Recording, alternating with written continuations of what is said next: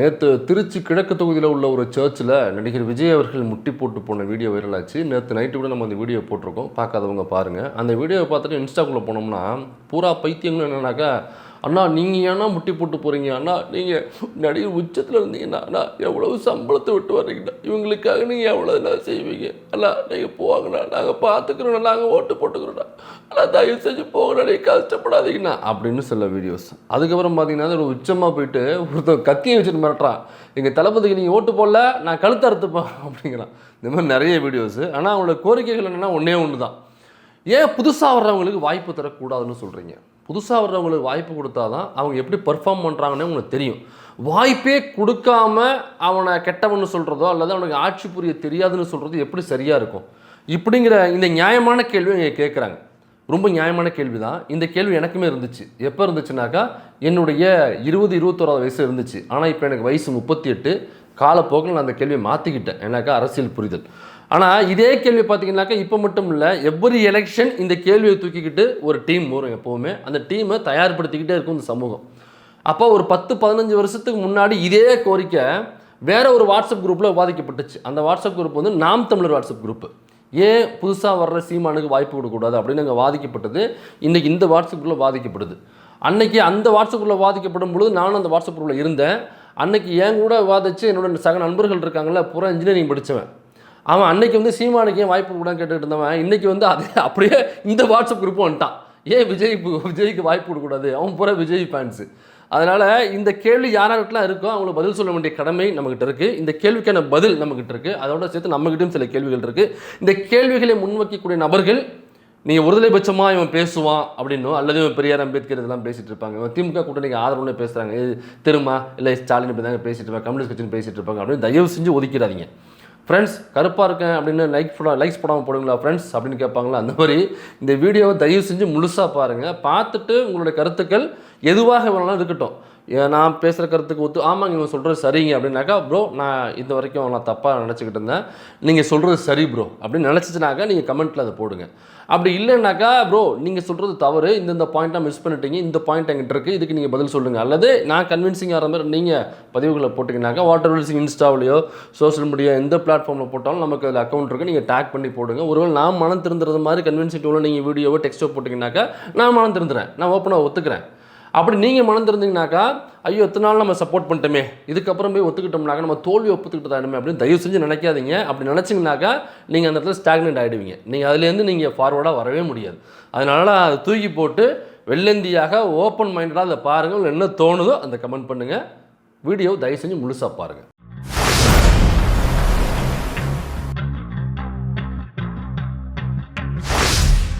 புதுசாக வர்றவங்களுக்கு வாய்ப்பு கொடுக்கணும். வாய்ப்பு கொடுக்காம நீங்கள் எப்படி அவங்க பர்ஃபார்ம் பண்ண மாட்டாங்கன்னு நீங்கள் எப்படி சொல்லுவீங்க? வாய்ப்பு கொடுங்க. பர்ஃபார்ம் பண்ணலைன்னா அடுத்த லட்சம் நீங்கள் மாற்றிங்களே. இப்போ புதுசாக வர்றவங்களுக்கு ஏன் வாய்ப்பே கொடுக்கக்கூடாதுன்னு சொல்கிறீங்க? ரொம்ப அற்புதமான கேள்வி. இப்போ விஜய் வந்து ஒரு படம் நடிக்கிறார் ஹீரோவாக. அந்த படத்தில் நடிக்கும் பொழுது விஜய் தான் அங்கே ஃபுல் அத்தாரிட்டியாக இருப்பார். எனக்கு அவர் தான் அங்கே மெயின். அவரை வச்சு தான் ஃபுல் படத்தினுடைய பிஸ்னஸ்ஸு, ஃபுல் படத்தினுடைய ப்ராஜெக்ட் வேல்யூ எல்லாமே விஜய் தான். அங்கே விஜயை முன்னிறுத்து தான் அந்த திரைப்படமே இருக்கும். அப்போ விஜய் ஒரு படத்தில் கமிட் ஆகிறார் அப்படின்னா, விஜய் வந்து ஏன்பா ஒரு பழைய இயக்குனருக்கு நம்ம படம் தரணும்? ஆல்ரெடி வந்து ஒரு பெரிய பிஸ்னஸை காண்பித்த ஒரு நெல்சன், பிஸ்னஸை காண்பித்த ஹெச் வினோத், பிஸ்னஸை காமிச்ச லோக்கி, இவங்களுக்கே ஏன் படத்தை திரும்ப திரும்ப ஒரு தரணும் விஜய்? அப்போ புதுசாக ஒரு இயக்குனருக்கு ஏன் தரக்கூடாது? புதுசாக வர்றவனுக்கு ஒரு வாய்ப்பு கொடுத்து பார்க்கட்டும் விஜய். வாய்ப்பு கொடுத்தா தானே அவன் சரியாக டைரக்ட் பண்ணுவானா, சரியாக டைரக்ட் பண்ண மாட்டானான்னு தெரியும்.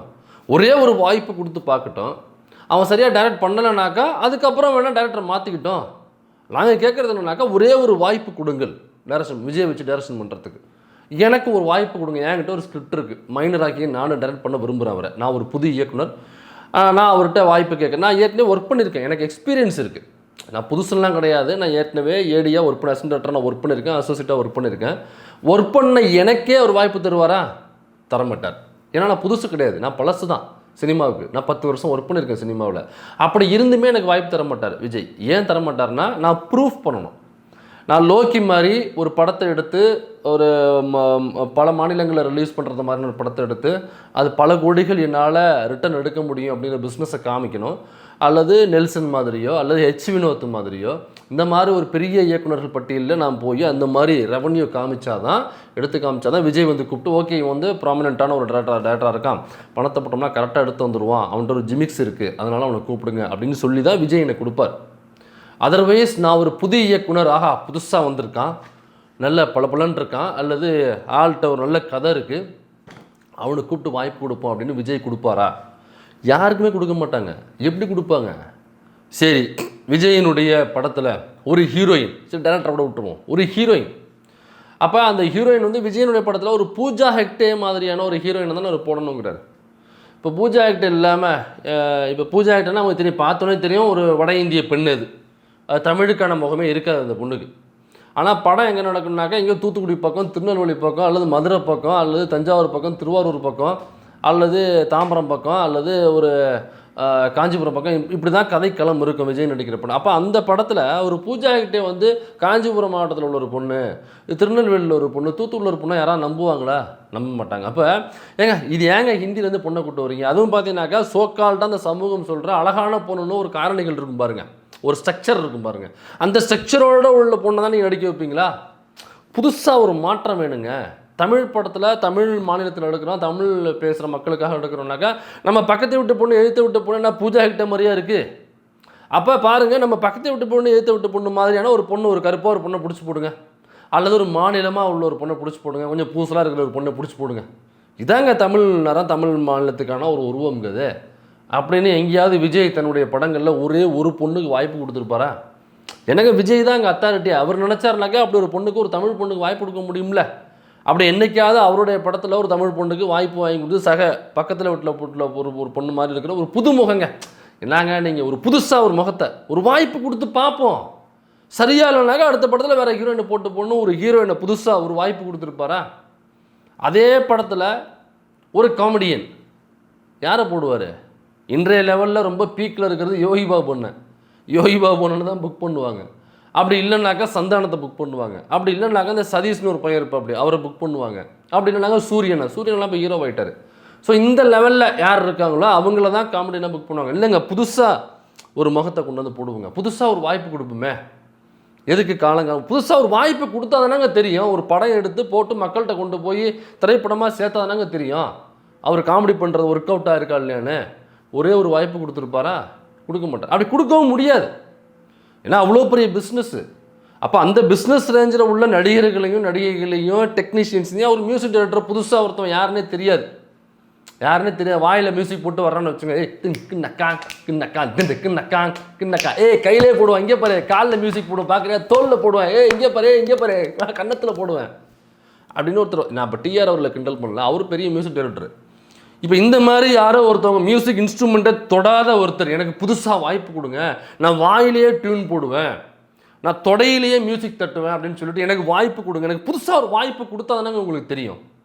நீங்கள் எப்படி எனக்கு வாய்ப்பு கொடுக்காமலே எனக்கு மியூசிக் தெரியாது, நான் போடுற மியூசிக்கை மக்கள் ஏற்றுக்க மாட்டாங்கன்னு சொல்லுவீங்களா நீங்கள்? அப்போ எனக்கு ஒரு புதுசாக வாய்ப்பு கொடுங்கன்னா கொடுத்துருவாப்லையா? கொடுக்க மாட்டாங்க. ஒரு சாய பேங்கரு, ஒரு யுவன் சங்கர் ராஜா, ஒரு தமனை, அல்லது ஒரு தேவி ஸ்ரீ பிரசாத், அல்லது ஒரு வேறு யாரோ இந்த லெவலில் ஒரு இளையராஜா, ஒரு ஏஆர் ரஹ்மான், அப்படி போட்டால் தான் விஜயனுடைய மார்க்கெட்டுக்கு தகுந்தது மாதிரியான. அப்போ புதுசாக வர்றான், ஒரு திறமையோடு வரானாக்கா நீங்கள் வாய்ப்பு கொடுத்தா தானே பாஸ் தெரியும். அப்போ ஒரு படத்துலையே அதை ட்ரை பண்ண முடியாத இடத்துல இருக்கும்பொழுது எப்படி நீங்கள் ஒரு அரசியலில் புதுசாக வர்றவங்களுக்கு வாய்ப்பு கொடுக்கணாக்கா எப்படி கொடுக்குறது? இப்போ புதுசாக வர்றவங்களுக்கு வாய்ப்பு கொடுக்கணும், தாராளமாக கொடுக்கலாம். அப்படி தாங்க திமுக வந்துச்சு. திமுகவுக்கு புதுசாக தானேங்க வாய்ப்பு கொடுத்தாங்க. காங்கிரஸுக்கு அப்புறம் புதுசாக திமுக வாய்ப்பு கொடுத்து காங்கிரஸை ஓரங்கட்டிட்டு திமுக உட்கார வச்சாங்கல்ல. அப்படிங்கிற நியாயமான கொஷின் எனக்கு தெரிஞ்சு உங்களுக்கு வந்திருக்காது. விஜய் ரசிகர்களுக்கு இந்த கேள்வி வந்திருக்க வாய்ப்பே கிடையாது. ஏன்னா கொஞ்சம் பகுத்தறிவு வேணும் யோசிக்கிறதுக்கு. அப்போ வந்துச்சுனாக்கா சூப்பர், வாழ்த்துக்கள், நான் உண்மையிலே வாழ்த்துறேன். அப்போ இந்த கேள்விக்கு நம்மள்கிட்ட பதில் வேணும்ல. அப்போ திமுக முதல் முறையாக புதுசாக தானே சிஎம் வந்து உட்காந்தாங்க. அதுக்கு முன்னாடி 50 வருஷம் திமுக ஆட்சி புரிஞ்சுட்டு 52வது வருஷமாக திரும்பவும் வந்து உட்காந்தாங்க. இல்லை காங்கிரஸ் ஒதுக்கிட்டு அப்படி இல்லையா, புதுசாக தானே வந்தோம். அதே மாதிரி எங்கள் தளபதிக்கு ஒரு வாய்ப்பு கொடுங்க, அப்படி கிடையாது.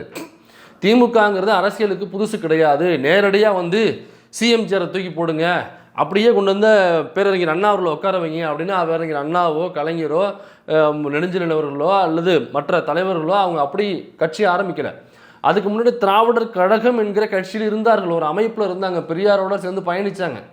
சுயமரியாதை இயக்கம், திராவிடர் கழகம் அப்படிங்கிற அமைப்புகள் இருந்து அவங்க பயணித்து அவங்க அரசியல் செயல்பாடுகளில் இருந்தாங்க. தமிழ்நாடு முழுக்க அந்த அமைப்பை கட்டி தமிழ்நாடு முழுக்க ஒரு அரசியல் கட்டமைப்பு எப்படி செயல்படும், மக்களை எப்படி ஒன்று திரட்டுவது, மக்களுக்கு எப்படி அறிவூட்டுவது, மக்களுக்கு எப்படி பிரச்சாரம் செய்வது, மக்களுக்கு என்ன தேவை, மக்களுக்கு என்ன செய்யணும், அதை எப்படி கொண்டு போய் சேர்க்கணும், இதையெல்லாம் ஒர்க் பண்ணுறாங்க திராவிடர் கழகத்திலேருந்து.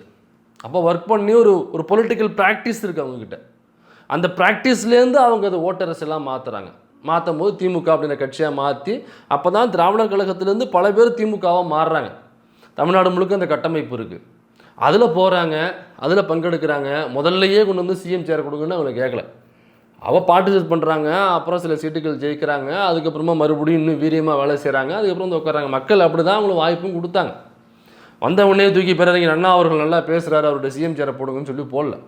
அங்கே போட்டியில் இருந்தது யாருனாக்கா, ஐயா காமராசர் அவர்கள் இருக்கார், காங்கிரஸுங்கிற ஒரு பெரிய கட்சி இருக்குது, பெரிய இயக்கம் இருக்குது, கம்யூனிஸ்ட் கட்சி இருக்குது. இந்த கட்சிகளோட போட்டி போட்டு அவங்க திராவிட முன்னேற்ற கழக கட்சி நிரூபித்து இவங்களோட நாங்கள் பெஸ்ட்டாக இருப்போம், இந்த பாருங்கள் மக்களுக்கான இடஒதுக்கீடுக்கு நாங்கள் குரல் கொடுப்போம், மக்களுக்கான உரிமைகளுக்கு நாங்கள் போராடுவோம் அப்படின்னு நிரூபித்து வந்தாங்க. அப்போ இவ்வளோ வந்து இந்த அளவுக்கு நிரூபிக்கணும்னாக்கா இதே மாதிரி ஐயா விஜய் அவர்கள் எந்த அளவுக்கு மக்களுக்காக போராடி நிரூபிச்சிருக்கிறார். அண்ணாவோ கலைஞரோ திமுக கட்சியில் உள்ளவங்களோ திராவிட கழகத்திலிருந்து அவ்வளவு போராட்டங்கள் ஆர்ப்பாட்டங்கள் செஞ்சு வழக்குகள் வாங்கி எழுதின புத்தகங்களுக்கே அவ்வளவு புத்தகம் தடை. ஆரிய மாயை அப்படின்ற ஒரு புத்தகம் எழுதுனதுனால அந்த புத்தகம் தடை செய்யப்பட்டுச்சு தமிழ்நாட்டுக்குள்ளே. யார்? பேரறிஞர் அண்ணா எழுதின புத்தகம். அந்த புத்தகம் எழுதினார் அப்படிங்கிறதுக்காக அண்ணா கைது செய்யப்பட்டார். ரூபா ஃபைன் போட்டாங்க, 100க்கும் மேலே ரூபா ஃபைன். அப்போ 100 ரூபாங்கிறது எவ்வளோ பெரிய காசு தெரியுங்களா? 150 ரூபா என்னமோ ஃபைன் போட்டாங்கன்னு நினைக்கிறேன் அப்போ அண்ணாவுக்கு. அப்போல்லாம் பெரிய காசு. அந்த ஃபைனை கட்டணும், சிறைச்சாலையில் இருக்கணும், புத்தகம் தடை செய்யப்படுது. அப்புறம் லேட்டராக தான் அந்த புத்தகத்தை வந்து தடையை வந்து ரிலீஸ் பண்ணாங்க.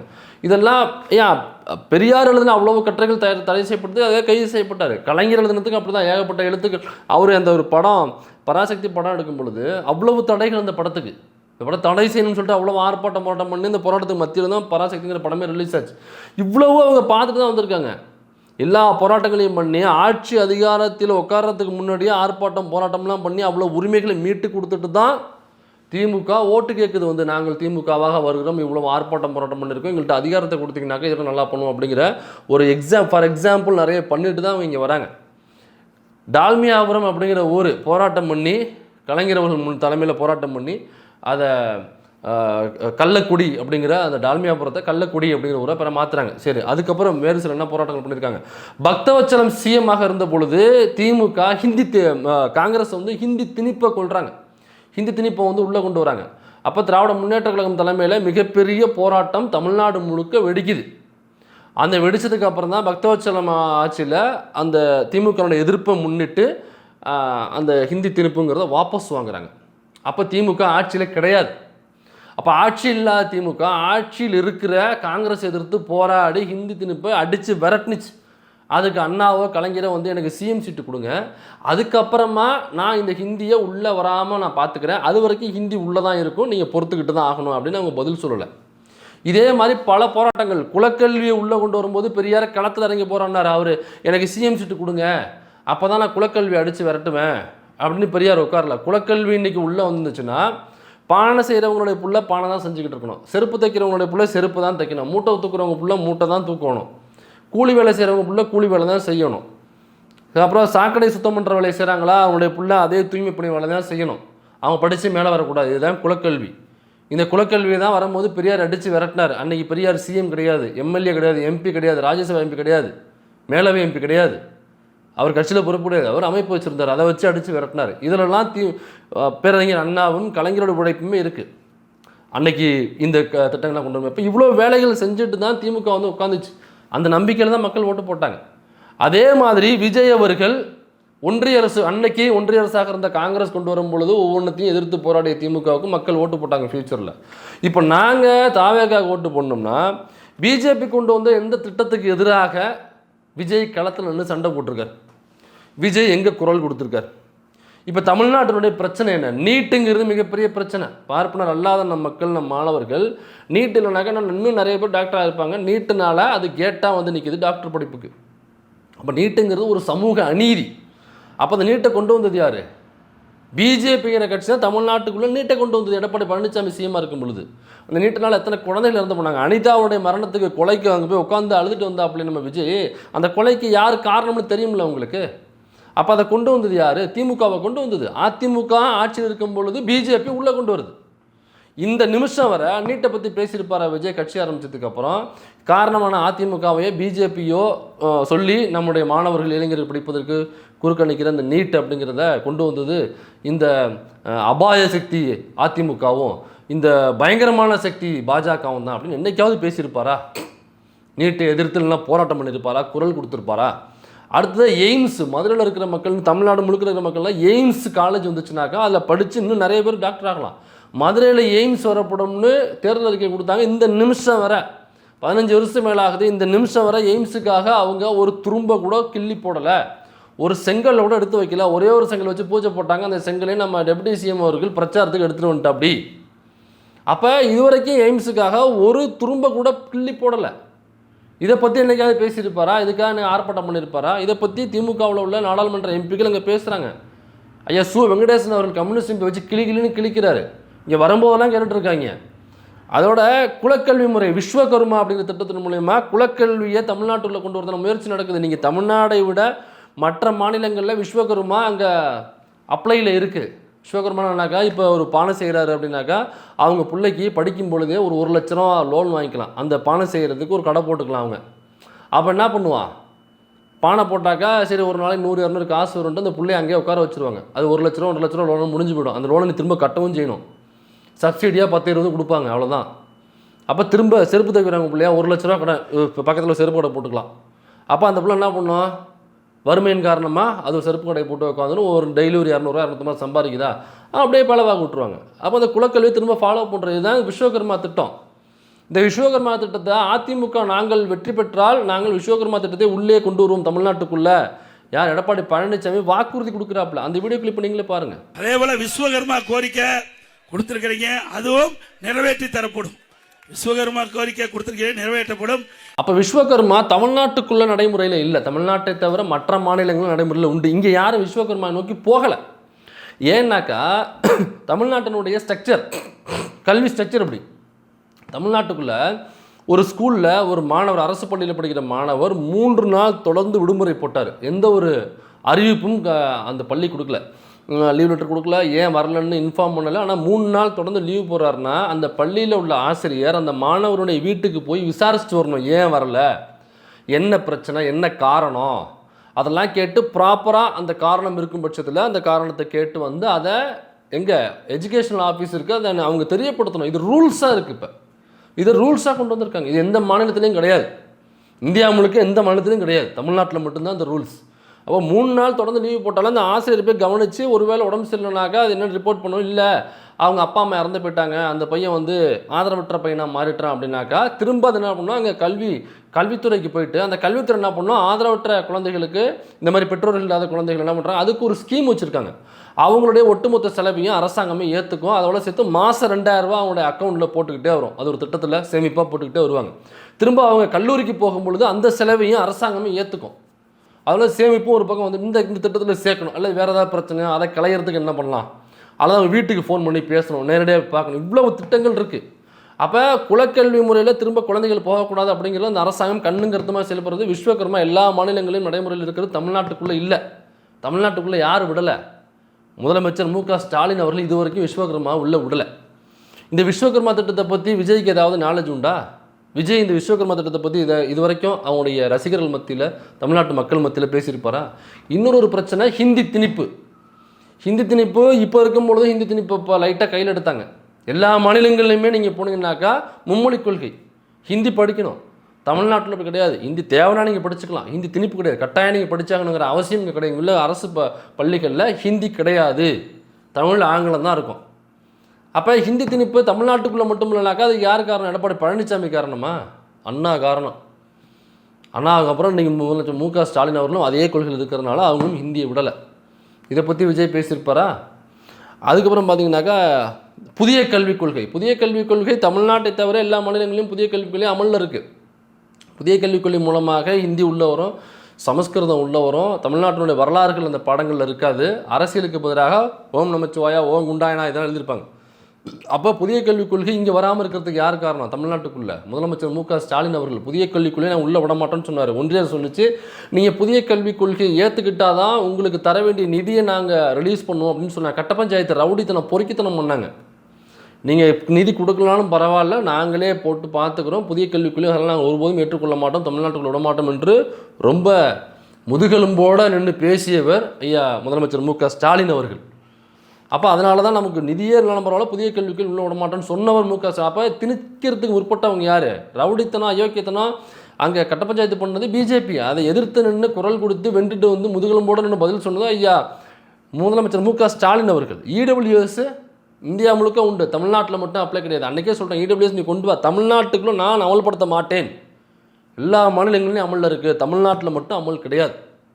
கொண்டு வந்தது யார்? பிஜேபி. வாயை மூடிட்டு இருக்கிறது அதிமுக. எதிர்த்து நின்று போராடி இடபிள்யூஎஸ்ஸை அப்ளை பண்ணாமல் தமிழ்நாட்டுக்குள்ளே பாதுகாப்பாக வச்சுருக்கிறது யார்? தமிழ்நாடை முதலமைச்சர் மு.க.ஸ்டாலின். இதை பற்றி வாயை திறந்துருப்பாரா? அதோட எஃப்சிஆர்ஏ இன்னொரு சட்டத்தை திரும்ப டைட் பண்ணுறாங்க. எஃப்சிஆர்ஏங்கிறது இங்கே இருக்கிற இஸ்லாமிய கிறிஸ்தவ தேவாலயங்கள் அவங்கள அறக்கட்டளைகளுக்கு, அதில் அறக்கட்டளை வெளிநாட்டில் இருக்குது அல்லது வேறு பணம் படைத்தவர்கள் இருக்காங்கனாக்கா அறக்கட்டளைக்கு பணம் அனுப்புவாங்க. அந்த பணத்தை வச்சு அந்த அறக்கட்டளையிலேருந்து பள்ளி, கல்லூரி, மருத்துவமனைகள் போன்றவைகளை கட்டுவாங்க. அப்போ அதில் அங்கே உள்ள எல்லா மக்களுமே மத பாகுபாடு இல்லாமல், சாதிய பாகுபாடு இல்லாமல் யார் வேண்டுமானாலும் அந்த மருத்துவமனையோ அந்த கல்வியோ அக்சஸ் பண்ணிக்கலாம். அந்த ஸ்கூல் காலேஜ் அக்சஸ் பண்ணிக்கலாம், சேர்ந்து படிச்சுக்கலாம், மருத்துவமனையில் சேர்ந்து அவங்க பயன்பெறலாம். அப்போ இந்த எஃப்சிஆர்ஏ ஃபண்டு மூலயமா வெளிநாட்டிலேருந்து வர்ற ஃபண்டுகள் கட் பண்ணிடுவாங்க. எஃப்சிஆர்ஏ ஃபண்டு இப்போ இந்த எஃப்சிஆர்ஏ சட்டத்தின் மூலமாக வெளிநாட்டிலேருந்து இங்கே வர ஃபண்டை டோட்டலாக கட் பண்ணிடுவாங்க. கட் பண்ணியாச்சுன்னா அந்த கல்வி, அந்த மருத்துவமனைக்கு தேவையான நிதி எங்கேருந்து போகும்? நிதி ஆதாரம் எங்கேருந்து வரும்? வராது. அப்புறம் என்ன பண்ணுவாங்க? அந்த பள்ளியையும் அந்த கல்லூரியையும் அந்த மருத்துவமனையையும் யூனியன் கவர்மெண்ட்டு டேக் ஓவர் பண்ணிக்கும். இப்போ யூனியன் கவர்மெண்ட் டேக் ஓவர் பண்ணால் என்ன ஆகும்? முழுக்க முழுக்க சங்கிமயமாக ஆக்கப்படும், முழுக்க முழுக்க கார்ப்பரேட்டாக மாற்றப்படும். அப்புறம் என்ன ஆகுனாங்க? அம்பானிகிட்டையும் அதானிகிட்டையும் தூக்கி கொடுத்துருவாங்க. இதை எஃப்சிஆர்ஏ பற்றி ஸ்டாலின் பேசியிருக்காரு, எழுச்சி தமிழர் பேசியிருக்காரு, யூடியூப் புட்டர்ஸ் பேசியிருக்கோம். விஜய் வாய் திறந்துருப்பாரா? அந்த தேவாலயத்தில் போய் முட்டி போட்டு போனீங்க, பக்கத்தில் உள்ள இஸ்லாமிய வழிபாட்டு தலங்களில் போயிட்டு அன்னைக்கு தொப்பிய மாட்டை உட்காந்து வந்தியே, எஃப்சிஆர்ஏ சட்டத்தை எதிர்த்து வாயை திறந்தாரா விஜய்? இதை கொண்டு வந்தது முழுக்க யூனியன் கவர்மெண்ட்டு, வாயை மூடிட்டு இருந்தது அதிமுக, எதிர்த்து நின்றது திமுக. நீ யாரை ஆதரிக்கணும், யாரை எதிர்க்கணும்? ஆனால் எல்லா மேடையில் என்ன பேசுகிற? திமுகவை தீய சக்தி நீ பேசுகிற. ஆனால் ஒரு மேடையில் கூட அடிமை சக்தி அதிமுகனோ, இந்த திட்டங்கள் எல்லாம் கொண்டு வந்தது அபாய சக்தி பாஜகனோ ஒரு மேடையிலையாவது நீ பேசியிருப்பியா? அப்போ இந்த திட்டங்களை எதிர்த்து நிற்கிற திமுகவை நான் சப்போர்ட் பண்ணுவேன்னா, இந்த திட்டங்கள் எல்லாம் பற்றி வாயே திறக்காத, இந்த திட்டங்களை பற்றி எந்த ஒரு புரிதலும் இல்லாத, எந்த ஒரு அறிவும் இல்லாத ஒருத்தர் புதுசாக வர்றாரு அப்படிங்கிற காரணத்துக்காக மட்டுமே நான் ஆதரிக்க முடியுமா? இதெல்லாம் எதிர்த்து பேசி எதிர்த்து நின்று சண்டை போட்டுருந்தாருன்னா நான் ஒரு பக்கம் நிற்கலாம். இதை பற்றி வாயே திறக்கல, எந்த ஒரு புரிதலும் இல்லைனாக்கா அவர் புதுசாக வருகிறார் அப்படிங்கிற காரணத்துக்காக நான் எப்படி ஓட்டு போட முடியும்? அப்போ தமிழ்நாட்டுக்கு மிகப்பெரிய பிரச்சனையை கொடுக்குற, தமிழ்நாட்டு மக்களுடைய உரிமைகளை பறிக்கிற சட்டங்கள் ஏதாவது திமுக நிறைவேற்றியிருக்கா? அப்படி ஏதாவது சட்டங்கள் இருந்துச்சுனாக்க சொல்லுங்கள், கண்டிப்பாக நானும் திமுகவை எதிர்க்கிறேன். இதெல்லாம் இல்லைங்க, நான் சொல்ல வர பிரச்சனையை வேறங்க அப்படின்னு சொல்ல வரீங்களா? அதையும் நான் கேட்குறேன் என்னன்ட்டு. ஆனால் இந்த தமிழ்நாட்டு மக்களுடைய உரிமைகளை, தமிழ்நாட்டு மண்ணுக்கு எதிராக, மக்களுக்கு எதிராக தொந்தரவுகளையும் அவள் உரிமைகளையும் பறிக்கிற சட்டங்களை ஏற்றி இங்கே திணிக்க வர்றது யாருனாக்க பிஜேபி. அதை கண்டும் காணாமல் ஆதரித்து ஓரமாக நிற்கிறது அதிமுக. இந்த ரெண்டு கட்சியை பற்றி பேசவே மாட்டார். இதையெல்லாம் எதிர்த்து நின்று தமிழ்நாட்டுக்கு பாதுகாப்பு அரணாக இருக்கிற திமுக கூட்டணியை அவர் தீய சக்தின்னு சொல்லுவார் அப்படின்னாக்கா நம்ம அதை எதிர்த்து கேள்வி கேட்கணுமா வேண்டாமா? மக்கள் மத்தியில் எக்ஸ்போஸ் பண்ணணுமா வேண்டாமா? நீங்கள் சொல்கிற காரணங்கள் வேறு ப்ரோ, நான் சொல்ல வர காரணம் வேறு ப்ரோ. நான் சொல்ல வர காரணம், தமிழ்நாட்டில் பெண்களுக்கு பாதுகாப்பு இல்லை ப்ரோ, தமிழ்நாட்டில் தலித்துகளுக்கு பாதுகாப்பு இல்லை ப்ரோ. அப்போ தமிழ்நாட்டில் பெண்களுக்கு பிரச்சனையே நடக்கலைன்னு சொல்ல வரீங்களா ப்ரோ? தமிழ்நாட்டில் தலித்துகளுக்கான பிரச்சனை நடக்கவே இல்லைன்னு சொல்ல வரீங்களா ப்ரோ? எக்ஸாக்ட் சூப்பர் பாயிண்ட் இது. பெண்களுக்கு பிரச்சனையே இல்லையா? இருக்குது. தலித்துகளுக்கு பிரச்சனையே இல்லையா? இருக்குது. அப்போ இருக்குன்னாக்கா இந்த அரசு செயல்படலன்னு அர்த்தம் இல்லை ப்ரோ. அப்போ நம்ம ஏற்கனவே அதிமுகவுக்கு வாய்ப்பு கொடுத்தாச்சு, அவங்க ஆட்சியிலே இதே தான் ப்ரோ இருக்குது. அப்போ புதுசாக வர்ற எங்கள் தளபதிக்கு ஒரு வாய்ப்பு கொடுத்தீங்கன்னா அவர் இதை பக்காவாக ஹேண்டில் பண்ணுவார் ப்ரோ. நீங்கள் கொடுத்து பாருங்கள், ஹேண்டில் பண்ணணும்னா அப்புறம் நீங்கள் மாற்றி பாருங்கள். சரி ப்ரோ, இப்போ பெண்களுக்கு ஏற்படுற பிரச்சனை அப்படிங்கிறது ஒரு கட்சியினுடைய ஆட்சியினுடைய பிரச்சனையா? அந்த ஒரு தனிப்பட்ட ஒரு பெண்ணுக்கு ஒரு பிரச்சனை நடக்குது, பெண்களுக்கான பாலியல் வன்கொடுமை நடக்குது அப்படின்னா அது தனிநபரனுடைய தவறு. அந்த தனிநபருடைய தவறு ஒரு பெண்ணின் மீது நடக்கப்படும் பொழுது, பெண்ணின் மீது நிகழ்த்தப்படும் பொழுது அந்த அரசாங்கம் அதற்கு துணை புரிகிறது அல்லது அதை கண்டும் காணாமல் இருக்கிறது, அந்த குற்றவாளிக்கு துணை போகிறது, குற்றவாளிகளை காப்பாற்ற நினைக்கிறது, அந்த குற்றவாளிகளுக்கு காப்பாற்றுகிற சட்டங்களை இயற்றுகிறது, அந்த தண்டனைக்கு அந்த குற்றத்திற்கு ஆதரவான சட்டங்களை இயற்றுகிறது அப்படின்னாக்கா இந்த அரசு மோசமான அரசு. அப்போ இந்த குற்றத்துக்கு இந்த அரசு காரணம், பொறுப்பேற்கணும், இந்த அரசு தூக்கி நம்ம எரிஞ்சிடலாம். ஆனால் அண்ணா யூனிவர்சிட்டியில் நடந்த பிரச்சனை, ஞானசேகரன் அப்படிங்கிற அந்த நபருக்குள்ள இன்றைக்கி வலிப்பு வந்துருச்சு உள்ளுக்குள்ளே. இதில் ஜெயிலில் வலிப்பு வந்து அவரை ஸ்டான்லியில் அட்மிட் பண்ணியிருக்காங்க. அப்படி ஒரு சம்பவம் நடக்கும் பொழுது உடனடியாக அவரை கைது பண்ணுறாங்க. கைது பண்ணி குண்டாஸ் உடனடியாக அவர் மீது போடுறாங்க. குண்டாஸ் போட்டு அவர் உடனடியாக பாத்ரூமில் வலிக்க விழ வைக்கிறாங்க. வலிக்க விழ வச்சு உடனடியாக கேஸ் இறங்கி போது ஒரு 3-4 மாதத்துக்குள்ளேயே தீர்ப்பு வாங்கி கொடுத்துட்டாங்க. விசாரணையை முடித்து ப்ராப்பராக எல்லா ப்ரூஃபையும் சப்மிட் பண்ணி உடனடியாக ஒரு 3-4 மாதத்துல கேஸ் முடிஞ்சிருச்சு. அவர் தண்டனை தூக்கி உள்ளே போட்டாங்க, தண்டனை அறிவிச்சாச்சு. இதில் இடையில ஒரு ஃபேக் நியூஸ் பரவிச்சு, அந்த ஞானசேகரனுக்கு உள்ள குண்டாஸை திமுக நீக்கியதுன்னு. ரொம்ப சிம்பிளாக யோசிச்சு பாருங்கள். குண்டாஸ் பிடிச்சோடனே குண்டாஸ் போட்டாங்க. குண்டாஸை விட ஒரு பெரிய தண்டனை உனக்கு இருக்குது. அப்படிங்கும் பொழுது இந்த குண்டாஸ் தேவையில்லை. குண்டாஸில் ஒரு 6 மாதம் உள்ளே இருக்கலாம்னா இப்போ கொடுக்குற தண்டனையில் அவன் பல வருடங்கள் உள்ளே இருக்கிற தண்டனை கொடுத்துருக்கான். அப்போ குண்டாஸ் அங்கே செல்லுபடியாகாது. அதனால் குண்டாஸை விளக்கிப்பாங்க. இதை வந்து குண்டாஸ் நீக்கி விட்டார்கள் திமுக அப்படின்னு ஒரு பொய்யான பரப்புரையை பரப்பி இந்த இதெல்லாம் நீங்கள் தெரிஞ்சுக்கணும். அதுக்காக தான் சொல்கிறேன். அப்போ அன்னைக்கு ஞானசேகரன் உள்ள செய்யும் பொழுது அந்த அந்த அந்த அந்த சட்டத்துக்கு புறம்பான செயலில் பெண்களுக்கு எதிரான வன்கொடுமை நிகழ்த்தும் பொழுது அரசாங்கம் கைது பண்ணி இவ்வளவு துரிதமாக நடவடிக்கை எடுத்திருக்கு. பொள்ளாச்சியில் அந்த சம்பவம் நடக்கும் பொழுது குற்றம் செய்தவர்களுக்கு ஆதரவாக அன்றைக்கு நின்ற அதிமுக அரசு போல் இந்த திமுக அரசு நிற்கலை. ரெண்டுத்தையும் நீங்கள் கம்பேர் பண்ணி பாருங்கள். அன்னைக்கு அந்த குற்ற நிகழ்வில் சம்மந்தப்பட்டது குறிப்பிட்ட அதிமுக அந்த பொள்ளாச்சியில் உள்ள முக்கிய நிர்வாகியினுடைய பையன் அதில் சம்மந்தப்பட்டதாங்கிற தகவல் நமக்கு வந்துச்சு வெளியில். அந்த அதிமுக நிர்வாகிகள் பலர் அதில் சம்மந்தப்பட்டிருக்காங்க அப்படின்ற தகவல் வந்துச்சு. ஒரு ஹார்ட் டிஸ்க் முழுக்க அந்த வீடியோக்கள், அந்த சம்மந்தப்பட்ட பாதிக்கப்பட்ட பெண்களுடைய வீடியோக்களோட கொண்டு போய் நாங்கள் எஸ்பிகிட்ட ஒப்படைச்சோம் அப்படின்ற தகவல் வந்துச்சு. அந்த ஹார்ட் டிஸ்க்கு கிராஷ் ஆகிடுச்சுன்னு சொன்னாங்க. அது இதாக கிராக் ஆகிடுச்சுங்க, அதில் எடுக்க முடியல அப்படின்ற. எப்படி ஒரு ஹார்ட் டிஸ்க் முழுக்க அப்படி ஆகிடுமா இந்த கேள்வி நேரத்தில்? அப்போ அந்த குற்றவாளிகளை காப்பாற்றுவதற்கு எஃப்ஐஆர் கூட போடல அதிமுக அரசு. மிகப்பெரிய தமிழ்நாடு முழுக்க ஆர்ப்பாட்டம் போராட்டம் பண்ணதுக்கு அப்புறம் தான் எஃப்ஐஆரே போட்டாங்க பல நாட்கள் கழிச்சு. அது அதிமுக அரசு. ஆனால் திமுக அரசு அப்படி இல்லை. நடந்த உடனே நடவடிக்கை எடுத்து கைது பண்ணுறாங்க, குண்டாஸ் போடுறாங்க, வலிக்கு விழ வைக்கிறாங்க. போதும் 3-4 மாதத்தில் தீர்ப்பே வாங்கி கொடுத்து உள்ள தூக்கி போட்டாச்சு இன்னைக்கு. அப்போ எப்படியா இருந்தாலும் அந்த தவறு நடக்குதுல்ல தவறு நடக்கிறது தனி மனித பிரச்சனை. அது ஒரு தனி மனுஷன், ஒரு பொண்ணு தனியாக உட்காந்துருக்கு அப்படின்னாக்கா அவன் போய் இந்த பெண்கிட்ட பாலியல் சென்றல் பண்ணுறதுங்கிறது தனி மனித தவறு. அது இந்த தவறு நடக்கும்போது அந்த அரசாங்கம் நடவடிக்கை எடுக்குதா இல்லையா? இப்போ நான் உங்களுக்கு புரிகிற மாதிரி சொல்கிறேன்னே. ஒரு விஜயினுடைய மனைவி, விஜய் என்ன பண்ணுறாப்புல, வேற ஒரு நடிகை கூட ஒரு இல்லீகல் அஃபயர், அது அவங்க மனைவிக்கு தெரிஞ்சு போச்சு. சேட்டு கிட்டலாம் பார்த்துடுறாங்க. திரும்ப கூப்பிட்டு இந்த மாதிரி இருக்குது, சரி ஓகே நீங்கள் மியூச்சுவலாக இருக்கீங்க, எனக்கு புரியுது, புரியாமல் இல்லை. நான் என்னுடைய மகள் என்னுடைய பையனோட நான் தனிப்பட்ட முறையில் நான் ஒதுங்கிக்கிறேன். நீங்கள் எனக்கு டிவோர்ஸ் கொடுத்துட்டு நீங்கள் அந்த பெண்ணு கூட நீங்கள் தொடருங்க, நீங்கள் லைஃப்பை தொடருங்க, லீட் பண்ணுங்கள். அல்லது நீங்கள் வாட் எவர் டேஸ் நீங்கள் கல்யாணம் பண்ணிக்கிறீங்களோ, கல்யாணம் பண்ணாமல் நீங்கள் லிவின்ல இருக்கீங்களோ, அது உங்களுடைய விருப்பம். ஆனால் எனக்கு டிவோர்ஸ் கொடுத்துட்டு நீங்கள் அவங்களோட நீங்கள் அஃபேரில் இருங்க அப்படின்னு சொல்கிறாங்க. இதுதானே நியாயம்? இப்படி ஒரு சம்பவம் நடந்துருச்சுனாக்கா அந்த பொண்ணு ரொம்ப மெச்சூராக ஹேண்டில் பண்ணுற பொண்ணு. அப்போ அப்படி தானே ஹேண்டில் பண்ண, அதான் சரியாக தானே சொல்லியிருக்காங்க அவங்க. அப்போ அவர் என்ன பண்ணியிருக்கணும், இல்லை நான் தெரியாமல் பண்ணிட்டேன், இனிமேல் நான் அந்த அஃபேருக்குள்ளே போகலை, நான் வந்து குடும்பத்தோடு ட்ராவல் பண்ண நினைக்கிறேன், நான் சத்தியமாக இனிமேல் பண்ண மாட்டேன் அப்படின்னு ஒரு வாக்குறுதியையும் அவர் கொடுக்குறாப்புல. அதுக்கப்புறம் மனைவிக்கு அந்த வாக்குறுதியை அவர் ஃபாலோ பண்ணல, திரும்ப அந்த இல்லீகல் அஃபேருக்குள்ளே போகிறாப்புல. திரும்ப வீட்டுக்கு தெரிய வருது, தெரிய வந்ததுக்கப்புறம் திரும்ப கேள்வி கேட்குறாங்க. அப்போ தான் அவர் போதையை போட்டு அவர் என்ன பண்ணுறாருன்னா அவங்களுடைய உரிமைகளை வீட்டிலேருந்து பறிக்கிறார், அவருடைய சுதந்திரத்தை பறிக்கிறார், அவருடைய மரியாதையை பறிக்கிறார், மென்டல் டார்ச்சர் கொடுக்குறாரு. இதெல்லாம் அந்த அம்மா புகாரில் சொல்லியிருக்காங்க. இவ்வளவு உள்ள நடந்திருக்கு.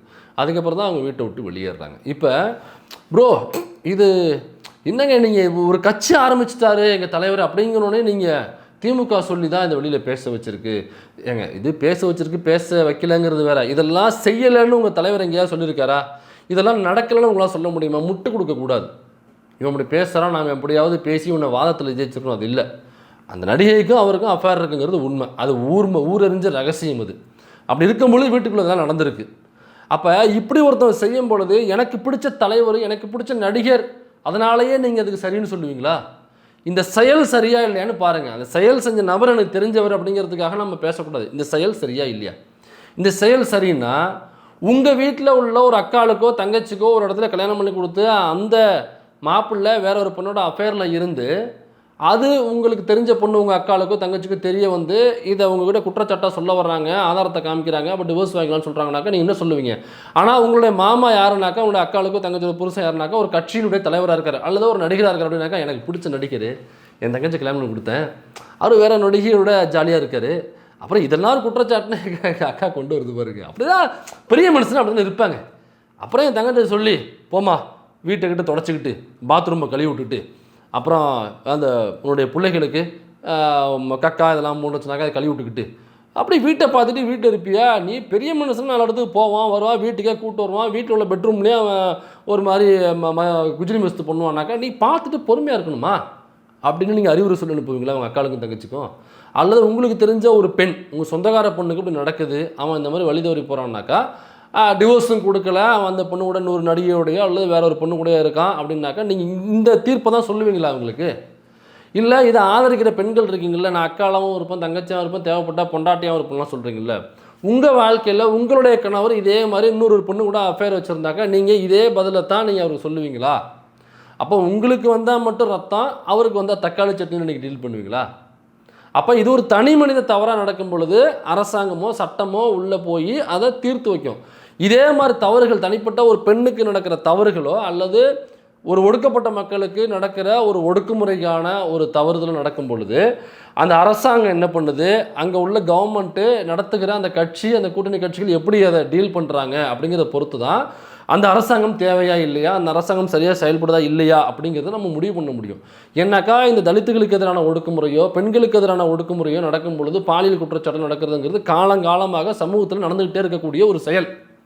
அது ஏதோ திமுக வந்ததுக்கு அப்புறம் தான் நடக்குதுன்னு கிடையாது, எல்லா காலகட்டத்திலும் நடக்கக்கூடிய செயல். அது நடக்கும்பொழுது இந்த அரசாங்கம் எப்படி அதை ஹேண்டில் பண்ணுது அப்படிங்கிறத வச்சு தான் இது அதுக்கு ஆதாரம், அதுக்கு சப்போர்ட்டாக இருக்கா அல்லது எதிர்ப்பாக இருக்கா, பெண்களுக்கு பாதுகாப்பாக இருக்கா, தலித்துகளுக்கு பாதுகாப்பாக இருக்கா, குற்றம் நடக்கும் பொழுது அங்கே அந்த அரசாங்கம் யார் பக்கம் நிற்கிது அப்படிங்கிறத பொறுத்து தான் அவங்களுக்கு பாதுகாப்பாக இருக்கா இல்லையா அப்படிங்கிறத நம்ம முடிவு பண்ண முடியும்.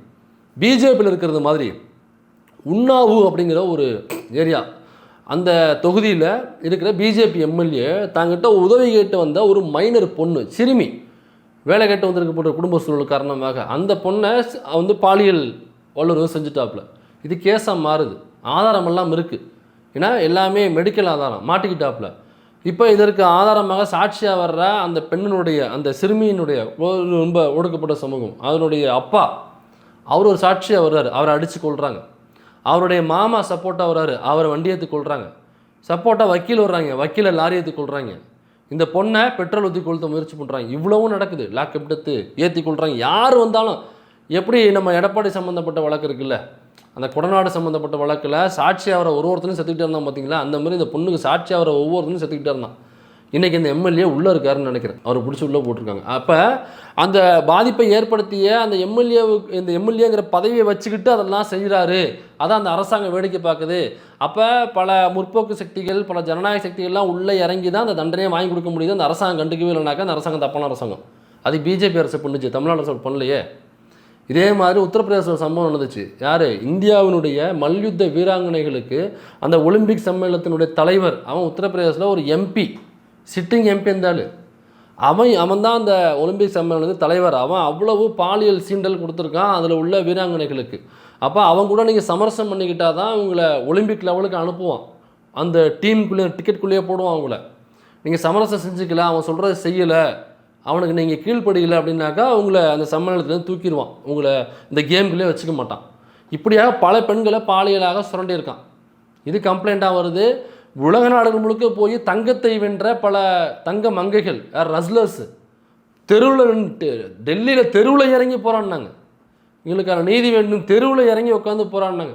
கோல்டு மெடலை கொண்டு போய் நாங்கள் விட்டுடுறோம், எங்களுக்கு தேவையில்லை, எங்களுக்கு சுயமரியாதை முக்கியம்னாங்க.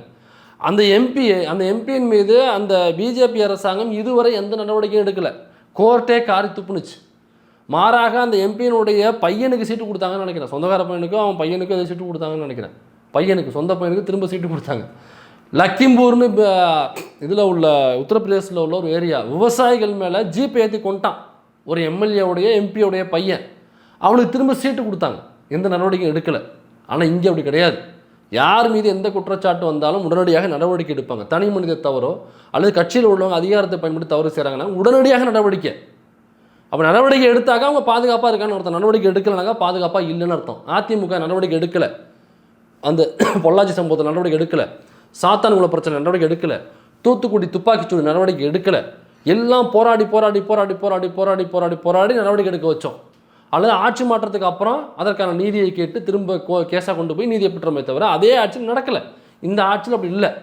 இந்த தனி மனித தவறுகள் நடக்கும் பொழுது அல்லது ஒரு அதிகாரத்தை வச்சுட்டு ஒரு தவறு நடக்கும் பொழுது அதற்கு எதிராக இந்த அரசாங்கம் நிற்குது, குரல் எழுப்புது, அதுக்கு எதிராக கேட்குது, பாதுகாப்பாக நிற்குது. அதனால தான் இந்த அரசாங்கம் நமக்கு வேணுங்கிறோம், அதிமுக வேண்டாங்கிறோம், இதை ஆதரிக்கிற பிஜேபியும் வேண்டாங்கிறோம். இதை குறித்து என்னைக்காவது விஜய் அவர்கள் பேசியிருப்பாரா? அவருடைய கட்சிக்குள்ளே இப்போ அவருடைய மனைவிக்கு பாலியல் தொந்தரவு, அவருடைய மனைவிக்கு தொந்தரவு கொடுக்குறாரு அவர் வீட்டுக்குள்ளே. இப்போ அது தனி மனித தவறு தானே? அதை வச்சுக்கிட்டு கட்சி சரியில்லைன்னு சொல்லுவீங்களா? ஏன் அந்த கட்சிக்குள்ளே இப்போ திருவள்ளூர் கேண்டிடேட்டு பேர் டாக்டர் அருண்குமார், அவர் யாருன்னாக்கா நடிகை சாந்தினின்னு ஒருத்தவங்க இருந்தாங்க.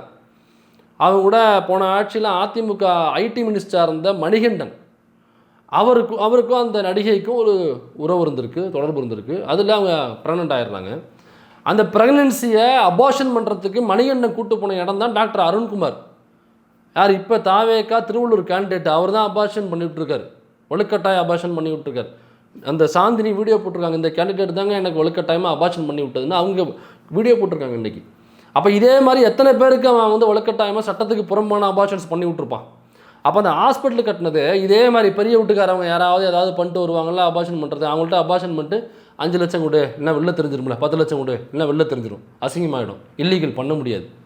அப்போ இப்படியாக தான் அவனுடைய ஒட்டுமொத்த சொத்தையும் அவன் வந்து வளர்த்துருக்கான். இவனுக்கு டிவிகேல சீட்டு. ஏன் கஞ்சா வித்தவன் புதுக்கோட்டையில் அவன் தான் கேண்டிடேட்டு, பேராவூர்னு நினைக்கிறேன். கஞ்சா கையில் கஞ்சாவோட சிக்கினவன். அப்புறம் அவன் மேலே கொலை வழக்கு இருக்குது, கொலை முயற்சி வழக்கு இருக்குது, ஆள் கடத்தல் வழக்கு இருக்குது. அவன் தான் பேராவூர்னி கேண்டிடேட்டு.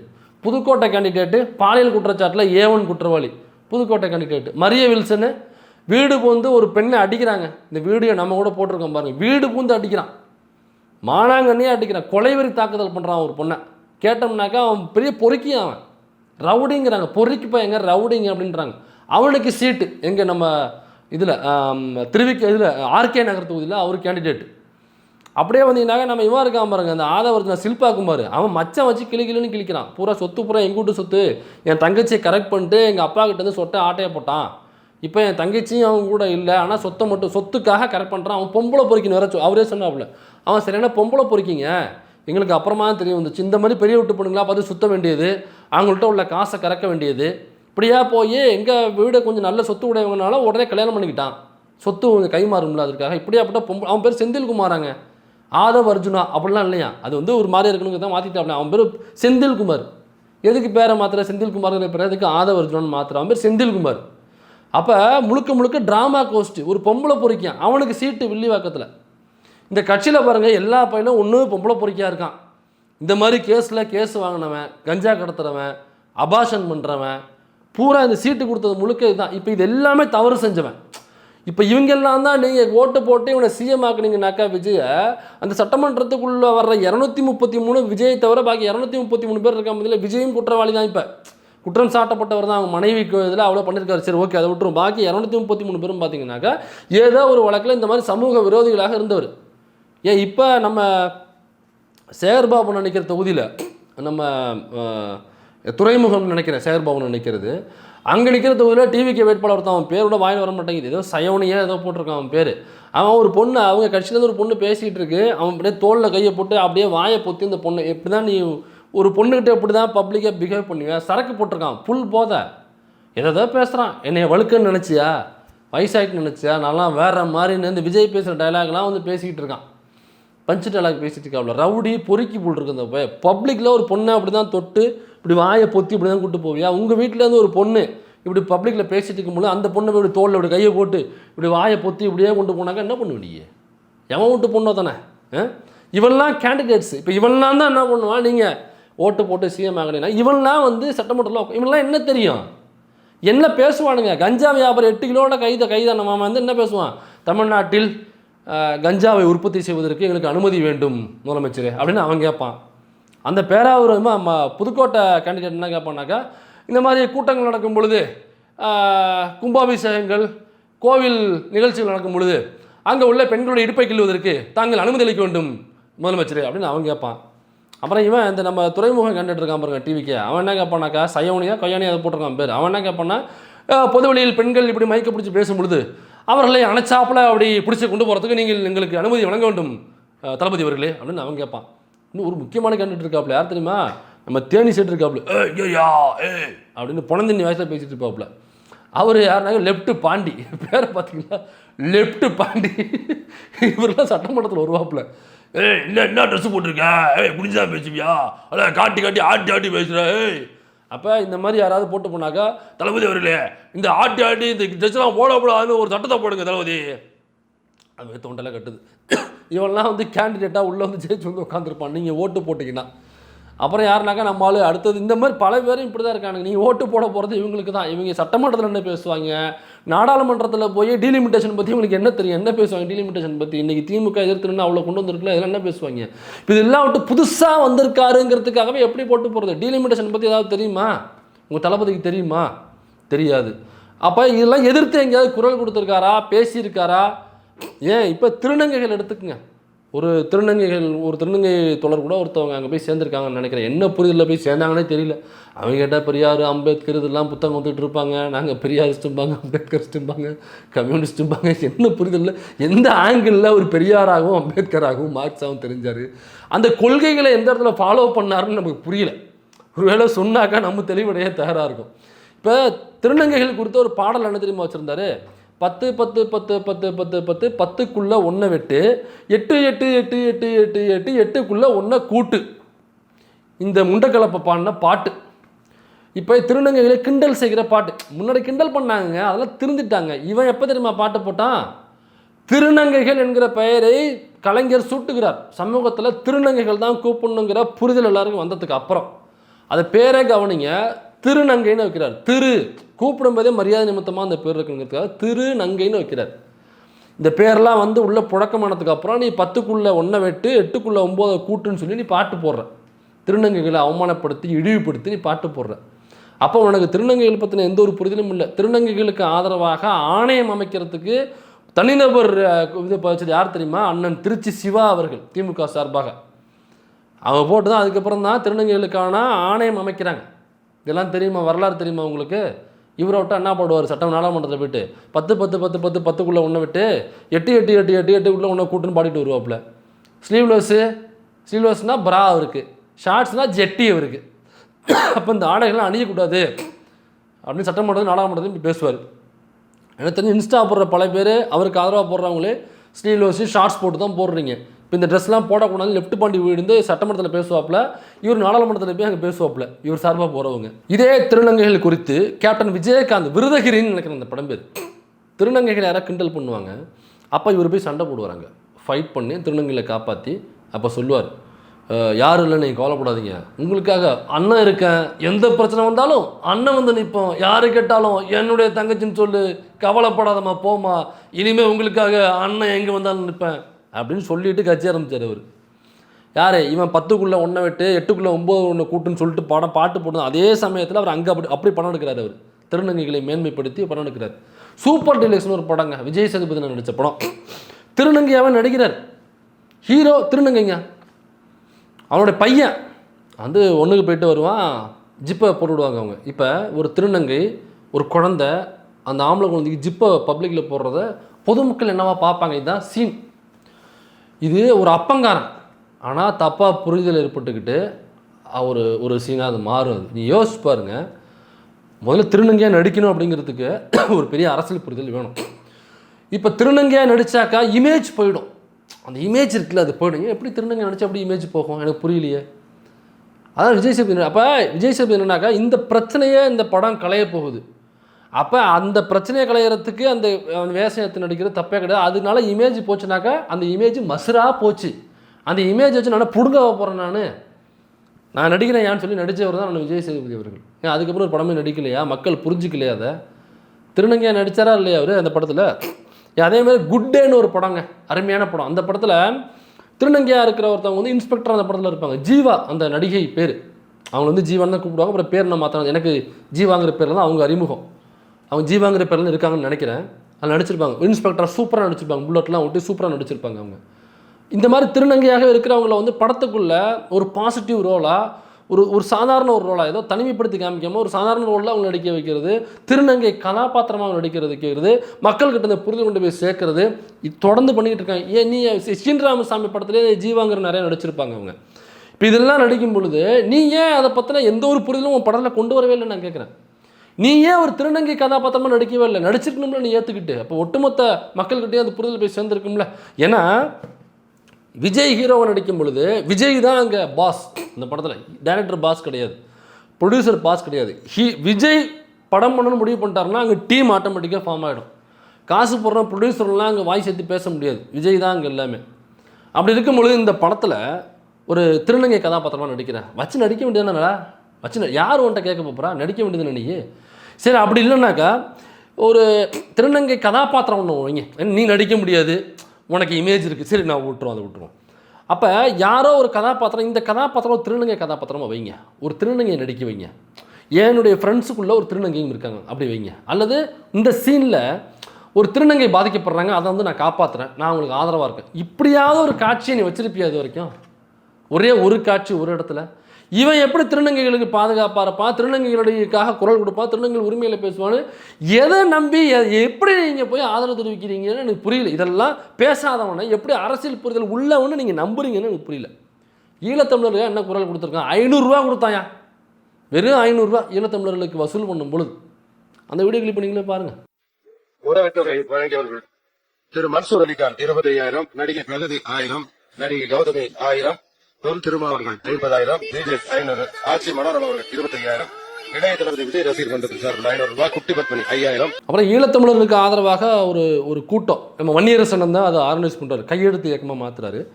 அதில் சினிமா துறையில் உள்ள கலைஞர்கள்ட்ட போய் கையெழுத்து வாங்குறாரு. எல்லாரும் கையெழுத்து போட்டு ஈழத்தமிழர்களுக்கு ஆதரவாக நிற்கிறாங்க. இதில் கையெழுத்து போடாத ஒரே ஒரு நடிகர் யாருனாக்கா விஜய். ஷூட்டிங் ஸ்பாட்டுக்கு போயிட்டு கையெழுத்து கேட்கும் பொழுது அதெல்லாம் நான் கையெழுத்து போட முடியாது, எனக்கு இது தேவையில்லை அப்படின்னு சொல்லி திருப்பி அனுப்பியவர் விஜய். நம்பலையா? இந்த காட்சி மக்கள் டிவி உட்பட பல டிவியில் வந்துச்சு. இது நீங்களே பாருங்கள். நடிகர் விஜய் அவர்களிடம் கையெழுத்து வாங்குவதற்காக நாங்கள் படப்பிடிப்பு தளத்திற்கு சென்றோம். அவர்கள் இதை பார்த்தவுடன் ஐ ஆம் நாட் இன்ட்ரெஸ்டட் என்று சொல்லி எங்களுக்கு திருப்பி அனுப்பிவிட்டார்கள். உடனடியாக அவருடைய தந்தையார் SA சந்திரசேகரனிடம் நாங்கள் தொலைபேசி பண்ணி இனப்படுகொலை குற்றவாளி ராஜபக்சேவை தண்டிப்பதற்கான ஒரு கையொப்பம் என்று நாங்கள் பேசினோம். ஆனால் அவர் இல்லை, கையெழுத்து போட முடியாது, இதற்கு நாங்கள் ஒப்புக்கொள்ள மாட்டோம் என்று சொல்லிவிட்டார். CANRC வந்த பொழுது இலங்கையிலிருந்து தமிழ்நாட்டுக்கு வந்த தமிழர்களுக்கு குடியுரிமை வழங்க முடியாது, CANRCயில் இருக்குது. இன்னைய வரைக்கும் ஈழத்தமிழர்களுக்கு, இலங்கை தமிழர்களுக்கு தமிழ்நாட்டில் குடியுரிமை இல்லை. இதை பற்றி என்னைக்காவது நீ பேசியிருப்பியா, புரிதல் ஏற்படுத்தியிருப்பியா? அப்புறம் என்ன மயிறு மண்ணாங்கட்டி வந்து எனக்கு பெரியார் தான் தலைவர், அம்பேத்கர் தலைவர், இவர் தலைவர், அவர் தலைவர், நாங்கள் ஈழத்துக்கு ஆதரவானவர்கள். ஈழத்துக்கு ஆதரவாக என்னைக்கு நீ நின்றுருக்க? என்னைக்கு அதை பற்றி பேசியிருக்க நீ? பெரியார் அம்பேத்கர் தலைவனாக்கா சனாதனத்துக்கு எதிரான என்னைக்கு பேசியிருக்க? சனாதனம் ஒழிகன்னு உதயநிதி பேசி வழக்கு வாங்கி, அந்த வழக்கில் உதயநிதி நேரடியாக சுப்ரீம் கோர்ட்டுக்கு போய் அவர் அங்கே சாட்சி சொல்லி பேசி வக்கீல்கள் வாதாடி அவங்க தீர்ப்பு வாங்கிட்டு வந்திருக்காங்க. சனாதனம் ஒழிங்கன்னு சொல்லும்போது இந்தியா முழுக்க எல்லா மாநிலங்களையும் பிஜேபி கேஸ் போட்டு அந்த கேஸை வென்றெடுத்துட்டு வந்திருக்கு திமுக. சனாதனம்ங்கிற வார்த்தை ஒரே ஒரு தடவை வாயில் வந்திருக்குமா நீ கட்சி ஆரம்பிச்சதுக்கு அப்புறம்? ஒரே ஒரு முறை. RSS என்கிற வார்த்தை அவன் வாயில் ஒரே ஒரு முறை வந்திருக்குமா? ஒட்டுமொத்த இந்தியாவுக்கும் கேடு விளைப்பது சனாதனம், RSS, பார்ப்பனியம், இந்த 3 வார்த்தையும் வாயில் வரலனாக்கா நான் எதுக்காக உனக்கு ஓட்டு போடணும்? நீ புதுசு பழசுங்கிறது இல்லை. அப்போ உனக்கு அரசியல் புரிதல் இருக்கா இல்லையாங்கிறத என்னுடைய பிரச்சனை. நீ புதுசாக வர்றங்கிறதுக்காகவே நான் உன்னை ஒமிட் பண்ணல. உங்ககிட்ட அரசியல் புரிதல் இல்லாமல் நீ வர்றங்கிறதுக்காக தான் நான் ஒமிட் பண்ணுறேன். புதுசாக வர்ற அதனால தான் ஒமிட் பண்ணுறேன்னா, அப்போ பழசாக இருக்கிற அதிமுகவை யாராவது ஆதரிச்சிருக்கணும்ல? ஏன் அதிமுகவை நான் ஆதரிக்கல? ஏன் அதிமுக எதிராக பேசுகிறேன்? அப்போ ரொம்ப பழசாக இருக்கிற பிஜேபியை நான் ஆதரிச்சிருக்கணும்ல? நான் ஏன் பிஜேபிக்கு எதிராக பேசுகிறேன்? ஏன்னா இதெல்லாம் சனாதனத்துக்கு ஆதரவாக இருக்குது பிஜேபி, RSSக்கு ஆதரவாக இருக்குது, சாதிய ஒடுக்குமுறைக்கு ஆதரவாக இருக்குது, பெண் ஒடுக்குமுறைக்கு ஆதரவாக இருக்குது, மதங்களை வைத்து கூறு போடுது மக்களை, கலவரம் வன்முறை செய்யுது பிஜேபி, அதோட கூட்டணி வச்சிருக்கு அதிமுக. இதெல்லாம் கண்டுக்காமல் சில கட்சிகள் இருக்குது. பாமக இருக்குது, அது சாதிய கட்சியாக இருக்குது, பிஜேபியோட கூட்டணி வச்சுருக்கு, இதனால் அந்த கட்சிகள்லாம் வேண்டாங்கிறேன். அப்போ இதை எதிர்த்து பேசாத டிவிக்கு மறைமுகமாக அந்த செயல்களுக்கு அந்த கட்சிகளுக்கு ஆதரவாக இருக்குது. அப்போ இந்த தமிழ்நாட்டுக்கு இந்தியாவுக்கே பெரிய பிரச்சனையாக இருக்கக்கூடிய இந்த பிரச்சனைகளை எதிர்த்து நிற்கிற திமுக, நீ அந்த திமுகவே அட்டாக் பண்ணிட்டு இருக்கனாக்கா அந்த திமுகவை நான் காப்பாற்றணுமா வேணாமா? அப்போ இதையெல்லாம் விட்டுட்டு திமுகவை விட அதிகமாக சனாதனத்தையும் பிஜேபி ஆர்எஸ்எஸ்ஸையும் அந்த வர்ணாசிரமத்தையும் பெண்கள் ஒடுக்குமுறைக்கு எதிராகவும் சாதிய ஒடுக்குமுறைக்கு எதிராகவும் மதத்தை வைத்து பிளவுபடுத்துகிற அந்த சக்திகளுக்கு எதிராகவும் திமுகவை விட அதிகமாக நீ சவுண்டு விட்டுங்கன்னா நான் திமுகவை போடா வெண்ணன்று நான் ஓன் பின்னால் நான் வந்து நின்றுருப்பேன். ஏன்னா நீ தான்ப்பா வேணும். இதை விட திமுகவை விட அதிகமான குரல் யார் கொடுக்குறாங்களோ அவங்க பக்கம் போய் நிற்க வேண்டியது என்னுடைய கடமை. ஒரு தமிழனில் ஒரு மனுஷனுடைய கடமை அது.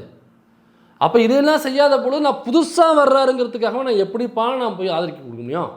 எப்படி புதுசாக வர்றார்? நடிப்பில் நல்லா நடிக்கிறார், எனக்கும் பிடிக்கும். நல்லா டான்ஸ் ஆடுறார், எனக்கும் பிடிக்கும். நல்லா ஃபைட் பண்ணுறார், நல்லா காமெடி பண்ணுறார். அதுக்காக ஆட்சியை தூக்கி கையில் கொடுக்க முடியுமா? அப்போ நல்லா நடிக்கிறாரு, நல்லா டான்ஸ் ஆடுறாருனாக்கா இன்னும் 100 கோடி அதிகமாக சம்பளம் கொடுக்க சொல்லலாம். பிளாக்ல 2000 ரூபா டிக்கெட் வைக்கிறல, நீ தான் ஊழலை ஒழிக்க போறியா? நீ சரியாக செயல்பட்டியா? அதில் அப்புறம் எப்படி நீ ஊழலை ஒழிப்ப? ஊழல்லையே திகைச்ச செங்கோட்டையை தூக்கி உட்கார வச்சிருக்கிய பக்கத்தில், நீ எப்படி ஊழலை ஒழிப்ப? அப்போ நல்லா டான்ஸ் ஆடுறேனாக்கா இன்னும் படங்கள் அதிகமாக பண்ணு. அதானே இப்போ சொல்ல முடியும். நான் வீடியோ நல்லா போடுறேன் அப்படின்னா எனக்கு என்ன வியூஸ் அதிகமாக வர்றதுக்கு நீங்கள் ஹெல்ப் பண்ணுவீங்க, ஷேர் பண்ணுவீங்க, அல்லது வேறு ஏதாவது உதவி வேணுமான்னு கேட்பீங்க. நல்லா வீடியோ போடுறாரு மைனரு, அவரை சிஎம் ஆக்கிலான்னு ஆக்குவீங்களா? நல்லா வீடியோ போடுறாரு மைனரு, அதனால் நான் ஒரு கம்பெனி ஆரம்பிச்சிருக்கேன், ஒரு சாஃப்ட்வேர் கம்பெனி, அல்லது வேறு ஒரு ஃபேக்ட்ரி ஒன்று ஆரம்பிச்சிருக்கேன், ஒரு 10 கோடி ரூபா போட்டு இன்வெஸ்ட்மெண்ட்டில். மைனர் நல்லா வீடியோ போடுறாரு, அந்த ஃபேக்ட்ரிக்கு அவரை தூக்கி சிஇஓ ஆக்கலான்னு ஆக்கிடுவீங்களா? எனக்கு அந்த ஃபேக்ட்ரியை பற்றின புரிதல் எதுவும் இருக்கா இல்லைன்னு கேட்பீங்களே இன்டர்வியூவில். மைனர் நல்லா பேசுகிறாரு அப்படிங்கிறதுக்காக தூக்கி என்ன ஒரு ஃபேக்ட்ரிக்கு சிஇஓ போட முடியாதுல்ல அவங்களால. அந்த மாதிரி நல்லா டான்ஸ் ஆடுறாரு, ஃபைட் பண்ணுறாரு, இல்லைனாக்க நல்லா பாடுறாரு, முட்டை பரோட்டா கிட்ட பரோட்டான்னு பாடுறாரு, நல்லா காமெடி பண்ணுறாரு அப்படிங்கிறதுக்காக சிஎம் போஸ்ட் தூக்கி கொடுக்க முடியாது. புரிஞ்சுங்க மயிலாட், புரிஞ்சுங்க. அவர்கிட்ட இருக்கிற ஒரு அதிகாரம் இருக்குல்ல, சினிமாக்குள்ளே இருக்கும் பொழுது அவர் தான் கெத்து, அவர் தான் நம்பர் 1 ஹீரோ, சரியா?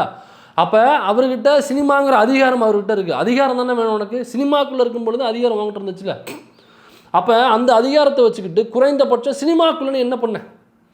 சினிமாக்குள்ளே பாலாபிஷேகம் பண்ணுறது, இந்த பட்டாபிஷேகம் பண்ணுறது, இதெல்லாம் எவ்வளோ பிற்போக்குத்தனமான விஷயம். இதை நீ ஒழிச்சியா? மற்ற நடிகர்களுக்கு விடுங்க. உனக்கு எனக்கு என்னுடைய தொண்டர்கள் என்னுடைய ரசிகர்கள் யாவும் இந்த பாலாபிஷேகம் பண்ணுறதோ கட் அவுட்டுகள் வைக்கிறதோ போய் எங்கேயாவது விழுந்து சாகிறதோ இது போன்ற செயல்கள் ஈடுபடாதீங்க அப்படின்னு சொல்லி குறைந்தபட்சம் உன்னுடைய ரசிகர்களை அதை செய்யாமல் உன்னால் பார்த்துக்க முடிஞ்சா? முடியல. அங்கே அதிகாரம் வாங்கிட்டு தான் இருக்குது. ரசிகர் மன்றத்துக்கு நீ தான் தலைவர், டாப் நீ தான். உனக்கு கீழே தான் ரசிகர் மன்ற கிளைகள் எல்லாம் வருது, அந்த ரசிகர்லாம் கீழே வர்றாங்க. அப்போ இந்த தலைவராக இருக்கிற நீ உனக்கு கீழே உள்ள தொண்டர்கள்கிட்ட அட்லீஸ்ட் பாலாபிஷேகம் பண்ணாத அப்படிங்கிற ஒரு மேட்டரை கூட கொண்டு போய் உன்னால் சேர்க்க முடியல, அவங்களை திருத்த முடியல.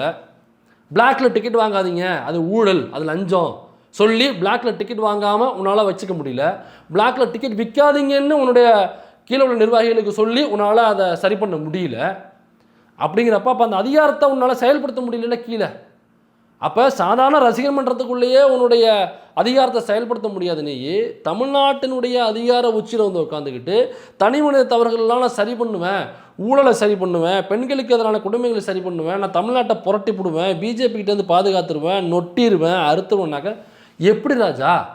இந்த அதிகாரத்தை வச்சுட்டு என்ன பண்ணுறதுக்குல்ல, அந்த அதிகாரத்தை நீ பயன்படுத்துறதுலையோ அதிகார பரவல் செய்கிறதுலையோ அதிகாரத்தை வச்சு அந்த மக்களை அவனுடைய ரசிகர்களை சரிப்படுத்துறதுலையோ நீ ஃபெயில்டாகிட்ட. அப்போ அந்த அதிகாரம் எங்கே போனாலும் அந்த அதிகாரத்தை நீ எப்படி பயன்படுத்தின? அதிகமாக சம்பாதிப்பதற்கு பயன்படுத்தியிருக்க. அப்போ வரி கட்டாமல் இருப்பதற்கு அதை பயன்படுத்தியிருக்க. உன் காருக்கு வரி கட்டாமல் இருக்கிறதுக்கு பயன்படுத்தியிருக்க. அப்புறம் வேறு சில பல விஷயங்களுக்கு உள்ள அதிகாரத்தை அந்த நடிகன் அப்படிங்கிற அதிகாரத்தை பயன்படுத்தியிருக்க தவிர, அப்புறம் மாமியாருக்கு சோப் போடுறது இந்த மாதிரி விஷயங்கள் பயன்படுத்தியிருக்க தவிர மக்களுக்காகவும் பயன்படுத்தலை, உன் ரசிகர்களுக்காகவே அதை பயன்படுத்தலை.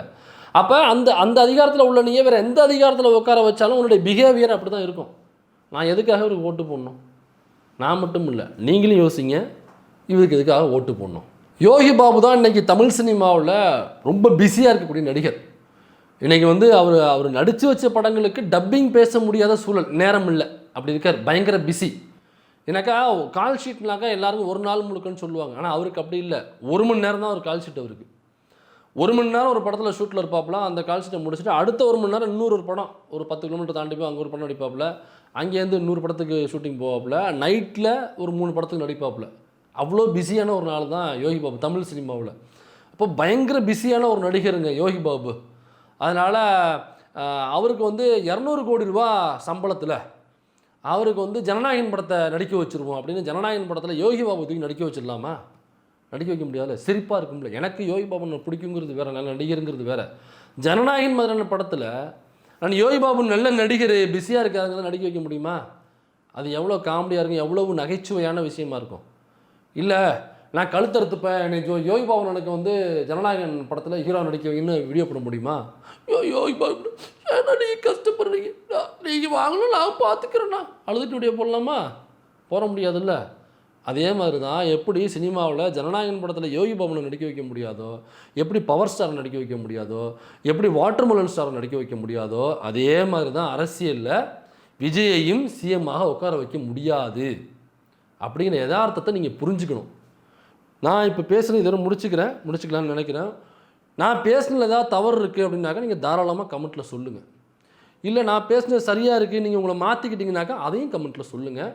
ஏதோ நம்ம தவறை ஒத்துக்கிட்டோம் அதனால் நம்ம மன்னிப்பு கேட்டது மாதிரி ஆச்சு அப்படிலாம் கிடையாது. நான் நிறைய தடவை நான் உணர்ந்திருக்கேன், நான் வீடியோவில் சொல்லியிருக்கேன் நான் தவறை திருத்திக்கிட்டேன்னு. தவறை திருத்திக்கிறது மனசுத்தன்மை. அதனால் நீங்கள் அதை பற்றி கவலைப்பட வேண்டாம்.